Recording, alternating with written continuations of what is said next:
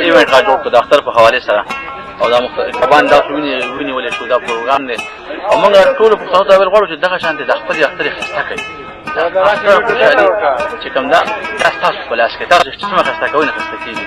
په دې کې راوځئ مختلف زموږ د پښتونخوا دا مختلف علاقې ووینئ دې کې چکرې ووهئ دا قسمه مختلف ایونټس وکړئ کله چې موږ فعال ځپلی شوي خوب یو ډېر زیات ځپلی شوي نو موږ ځان له په خپله د زړونه خوشحالول غواړو د خپله خوشحالۍ خپلې دغه سرګرمۍ د بار نه راغلي وو نو موږ چې لږ وخاندو ملګرو سره کښېنو او ګپ شپ ولګوو. السلام علیکم ګران کتونکو، زه یم ظهور خان، تاسو ګورئ تحقیق نیوز.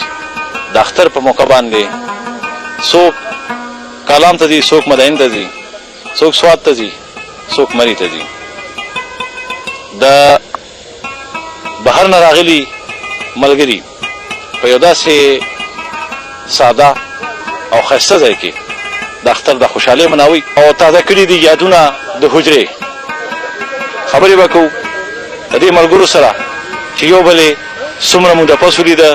او دا اختر د دوی لپاره څومره ښایسته دی. السلام علیکم. وعلیکم السلام. تاسو نامه؟ شیرینه. شیرین صاحب،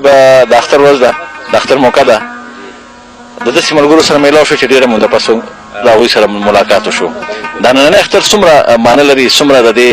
اهمیت دی؟ ډېره مزه یې وکړه. دا ټول ملګري موږ راټول شوي، دوبۍ والا دي، سجاد دی، تاج محمد دی، ډاکټر صاحب دی، اسلم دی، دا ټول راغونډ شوي او ښه مزه م ترې واخیسته دې پروګرام نه. کوم سلام جی. ستاسو نامه؟ تاج محمد جی. تاج محمد منګه جی د ډاکټر علمزی بهي د ځای کې پروګرام سجاد بهي د خیره سره بیګاله روان دی او د هغې پارټي ده پیش پروګرام دی. دلته مو ونیول په دې ډنډ کې او ډېر ښکلی پروګرام دی، ډېر ښکلي ونې بوټي دي، ډنډ دی پکې خپله مو ونیول په خپل عوض دا دی دغه کوو او ډېر ښکلی پروګرام دی. ډېر ټول ملګري هر یو اختر داسې وي یا دا اختر پکې منفرد دی؟ جی منفرد دی، ساده غونډه پروګرام دی خو ډېر خوند او ډېر رنګ یې راوړو او ډېره مزه یې وکړله او زموږ د ټولو ملګرو او چې کوم راغلي دي نیوز والا ټولو شکریه ادا کوي. زما نوم جاوید دی جی او کاټلنګ کې مې میډیکل سنټر دی. جاوید صاحب، تاسو ملګري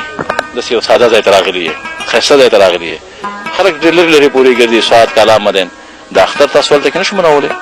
ولې نه، خو بهرحال زمونږ د کاټلنګ دی چې خدای پاک کم حسن ورکړی دی، نو زما په خیال د سوات نه به خلک د دې ځای نه کو خبر شول نو هلته به نه ځي او بیا چې مونږ له کوم خدای پاک دلته کوم میلمه دوست خلک را کړي دي او دلته کومه مهمان نوازي ده، خاص کر سجاد خان چې دی د دوبۍ نه د اختر دپاره دلته راشي او خپل ملګري ټول راغونډ کړي، نو ماشاءالله زه به ورته لاړ وتوکمه چې داسې ښکلي خلک او داسې ښکلي علمزیب خان او دا دلته دا جنګل مې منګل جوړ کړی دی، دا د لایو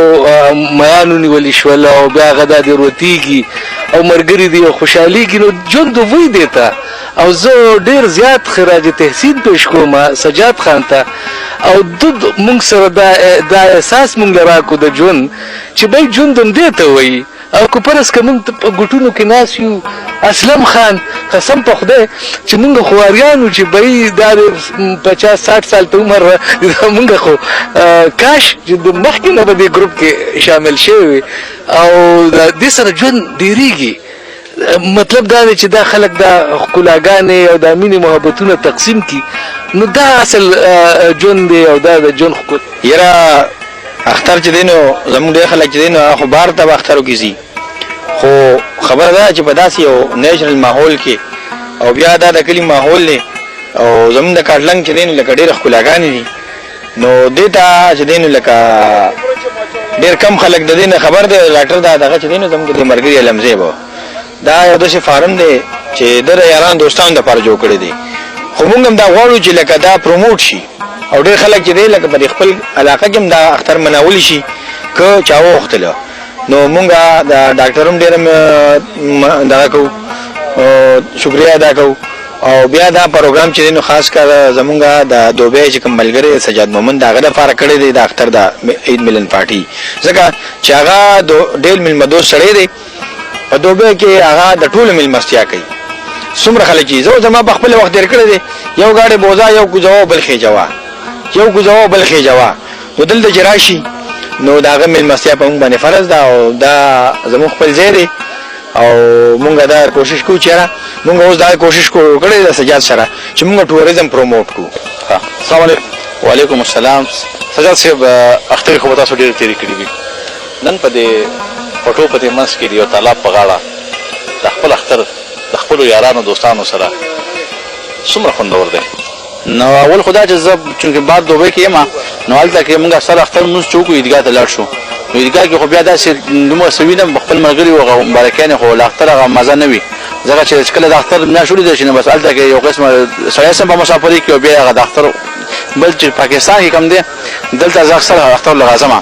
او دا مرګ راغون شو مختلف قسمه ایونت جوړ کو ځکه چې تاسو کوم زه اکثر مرګ ته هم دا بار ملکونو کې تاسو کوم ملنګان نه دا ټول پردي دي دلته د اخر پر کورونه دا ټول خپل دي نو دې کې خوند دي زینو کې دي کورونه کې خوند دي دا پټي دي دلته دا پټو کې دا تاسو نه دا توت لاندې سوق لاندې موږ ناس شو دلته کې